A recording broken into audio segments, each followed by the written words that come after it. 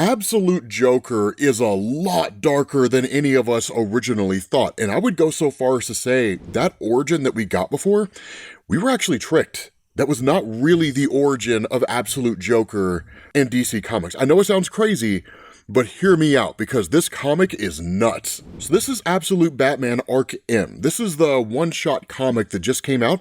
They gave us the origin of what's essentially Arkham Asylum within the Absolute universe. And what this does is it picks up with a statement, these are the writings of Dr. Amadeus Arkham. They serve as a chronicle of this infamous place that bears my name, Arkham Asylum. Yet this book is also other things. It is my confession. It holds secrets that I will take with me to my grave. It is also a warning about the terrible evil I have unleashed upon the world, and a plea that you, the reader, stop it before it's too late. And so what we do is we jump back to 1945, where Amadeus Arkham is met by a man. Now, this guy shows up here, and he asks the question, "Good day, Dr. Arkham. I'm not too early, am I?" And of course, Amadeus says, "It's fine. The faster we complete this process, the better." And where the question's asked, "Are you not reconsidering?"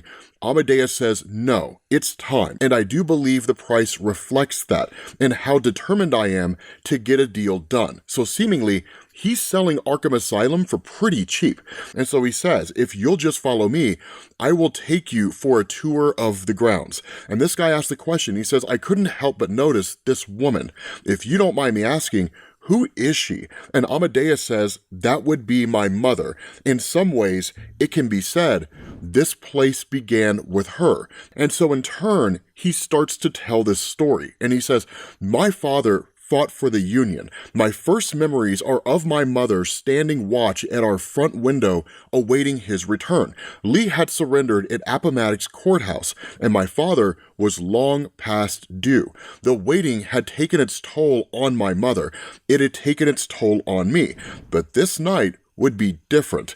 This night, the dark silhouette of a Union soldier marched up our walk. It was him," my mother exclaimed. "After all this time, my father was home." Or so we thought. We quickly realized the soldier at the door was not my father. The letter he handed my mother would explain everything.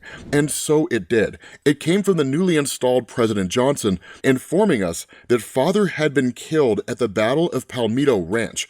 Ironically, a battle fought after Lee's surrender, meaning my father died in a pointless battle against the Confederacy. It was all too much for my mother to take. The soldier, to his credit, tried to console her, but she had other ideas. As the soldier's blood started to pool at our doorstep, my mother looked over the faces of my siblings and proceeded to end them, one by one. But when she came to me, she paused and turned the gun on herself instead. Why she chose to spare me that day, I will never know, but the incident would shape my life. From when I first arrived at the Elliott Gotham City orphanage as a scared little boy, to the day I emerged from its doors, a confident young man with nothing more than the clothes on my back and a dream to help people like my mother, a dream to build a place where people such as her could get the care they needed, where the best science of the day would be applied to treat the mind's afflictions, so the tragedy that befell me could be prevented, a place I could call Arkham Asylum. With money given to me by the Elliott Family Foundation, I would purchase the land where my dream would come to fruition.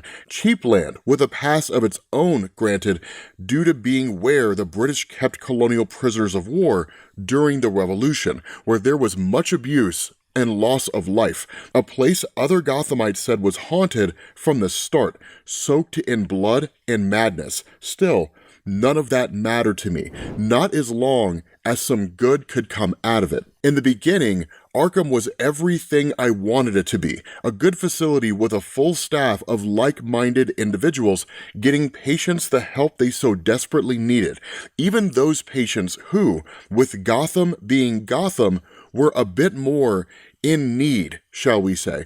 My mother would be proud, I believed. That said, Arkham was not without its issues in those initial years. One issue in particular, a man so vile and heinous, I will not even utter his name. Let's call him Jack Doe for the purpose of this journal. By the time he was sent to us, Jack had murdered multiple people, men, women, children, and soon after his arrival, he killed 2 nurses and disemboweled another prisoner. He took glee in killing. He was always laughing, a horrible grin on his face. He was the type of inmate that threatened the very existence of Arkham, and so he became the patient I was most determined to help.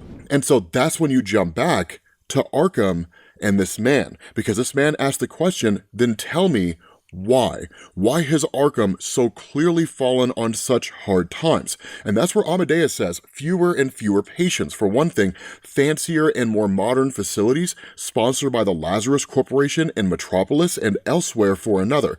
The truth is, this place would have had to close years ago if not for the kindness of benefactors such as yourself. And that's what this guy just says. Okay, so you've been doing your homework. I like my donations to be anonymous. And Amadeus just says, look, I'm not going to hand this institution over to someone I know nothing about. So yes, I did my research and I appreciate your generosity. Mental health is clearly important to you. And that's what this guy just says, it is. I have seen up close the suffering caused by conditions of the mind, and I feel it's our duty to find cures so that younger generations never have to contend with them. Our children deserve a better future. Do you have children, doctor? And that's where he kind of freezes for a moment, almost like this question that he didn't necessarily expect. And he ponders, and he's like, children? I never really had any children. And so you jump back to 1885, and he says, it was raining the night he arrived, covered in blood, so much blood, even the rain couldn't wash it away. How did he get that way? Whose blood was it? The boy claimed that he did not know, but it was clear he had suffered greatly in life. An orphan raised on the streets. He was near death when I found him. Being an orphan myself, I took pity on the lad. I took him in, and eventually, in time, I took him under my wing. He was bright and learned quickly. More than anything, the boy was fascinated by my work and would tour the halls of Arkham with me. Perhaps it was growing among the suffering masses of Gotham, but his fascination soon became a passion. He believed in the good of this place, and in me. I dare say, with no heir of my own, I came to think of him as my own son, someone who would carry on my name and my work. Tomorrow is a new page, father, the boy would say. No matter how bad things seemed at the asylum, a private phrase to buoy my spirits. He was ever the optimist. Even when he met Jack Doe. Jack was being punished for brutalizing yet another nurse. He taunted the boy, tried to get under his skin, ever a cruel joker, but still, the boy remained undeterred. Were the likes of Jack beyond our help? I confess I had started to wonder, especially when Jack escaped his cell 2 days later, when he held the boy hostage. I did everything I could to talk Jack down. Thankfully, while Jack was cunning, he was not stupid. He knew killing the boy would result in instant death. I was just happy to get the boy back. Even as I hugged him, I knew the light in him had only been strengthened. And so again, continuing this walk among the grounds, the man just says, you still do get patients, I see. And Amadeus just says few and far between, and with a small staff to help me at this point, but yes, we do. And so the man says, I must give you credit, Dr. Arkham. Through all the ups and downs of this place, you still managed to keep things afloat, even after the most infamous incident of all. And Amadeus initially pretends like he doesn't know what this guy is talking about, but this guy says, of course you do, doctor. As you have done your homework on me, so too have I done mine on you and this facility. So please, doctor, let's not continue to insult my intelligence and discuss the true reason this institution's reputation has suffered for decades. Tell me about the breakout. And so you jump to 1886. And Amadeus says it was all due to a damned careless orderly. I had warned the fool time and time again, whatever you do not get too close to the inmates. His keys were taken, his throat was slashed from ear to ear with a sharpened toothbrush, and he was but the first. He released a number of his fellow inmates, and they made their way down to the furnace room, deciding against confronting the armed guards at the front doors. Whatever the case, they quietly worked through the night, dug out a tunnel from behind the furnace, and just like that, they were gone. Waking the next day to this nightmare, I knew that Jack had done it. I could almost hear him laughing, the man who loved nothing more than to torch the world. It was a revelation that made my heart stop, because I knew, and I knew Jack. I knew who he would target before making his escape.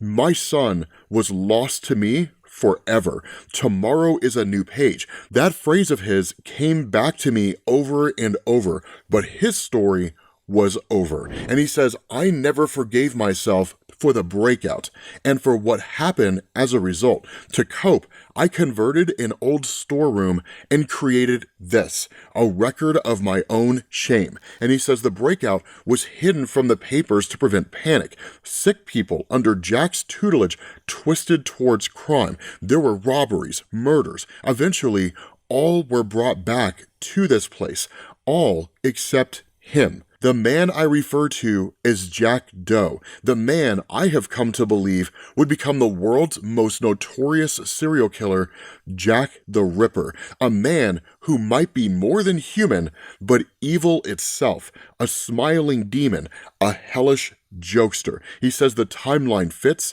the MO, all of it. And that's where the man just says, yes, doctor, I'm well aware of your works on the subject. Speaking of which, the furnace room. I would like to see it. And so as they make their way down there, Amadeus says, nearly 60 years ago now, and I haven't been down here since. If I'm being honest about it, I just couldn't face it. And so that's where the man asks, right? This wall, where it's re-bricked, this is where they escaped from, correct? And Amadeus says yes. And so then the man points in a different direction, and he says, then why is this wall re-bricked as well? And that's where Amadeus kind of looks around, right? In his old age, he's forgotten a lot. And so he's actually being honest here when he says, having not been down here in ages, as I've said, it's not something I would have noticed before. And so the man just kind of wonders and says, have you ever wondered what else you never noticed, doctor? And that is where the whole story shifts, because the man leans into Amadeus and he says, he leaned in and whispered something to me then, something that stopped me cold. But before I could respond, the man just says, you don't have to see me out, doctor. I love this place. And so Amadeus just says, that night I could not sleep. I must have heard him wrong, my buyer, but part of me knew I had not. And so I woke and wrote these words, this desperate cry to anyone who might hear it. I shall put this journal in the post as soon as I am done. But before I do that, I will go down into the dark one more time to prove what I already know. I shall remove the bricks and find what I know to be there, the horrible truth. The truth might be my legacy, but this place will not be. And so I send this journal to you, Captain Flass of the Gotham City Police Department. I pray it reaches you in time to stop him, the man who laughs from the dark, which is clearly the buyer and is clearly holding the journal that was supposed to be sent to the police. And so that's when you switch over to Ark M now, where we continue this journal entry of Amadeus, because he says, not Jack Doe. That is not the man, but him, the boy, the one I once called my son. The boy who once pretended to believe in this place, in healing the sick, but who never did. See, it was Jack Doe's body I found behind that wall, not the boy's, because it was the boy all along. The voice in Jack Doe's ear, the hand at his cell lock, the knife at his throat, for that's what the man, my buyer, whispered to me. That phrase only we two knew, the same one on the note left by Jack's body. Tomorrow is a new page. The boy did it all just to make a fool of me, my hopes, my beliefs. He's the monster, the one laughing in the dark, always laughing. And now he's come back to buy this place. I could see it in his eyes. The terror that he will make. Instead of a place to heal the sick, a place to make monsters, you must stop him. The man called Jack Grimm.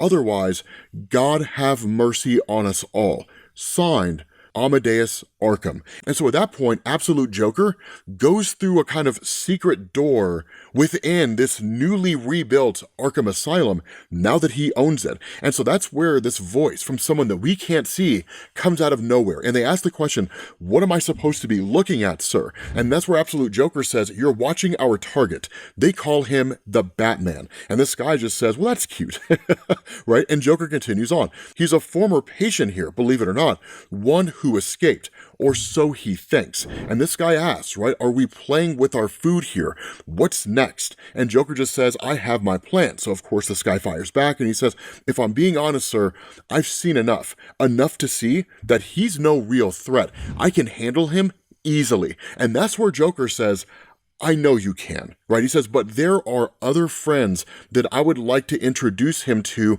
in the meantime.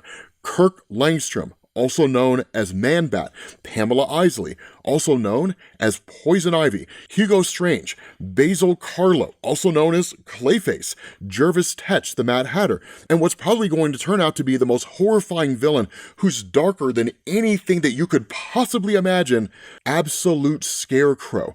They are all housed here. And so that's why Absolute Joker says, with that in mind, he releases them all from their cells. And that's where this guy says none of this was necessary. But the response of Absolute Joker, do not worry, right? You will get your chance soon enough. Everything in due time, my Deathstroke. He's talking to Absolute Deathstroke. This is going to be crazy. With that being said, guys, we're going to bring this video to an end. Thank you all for watching, and I will catch you all later. Peace.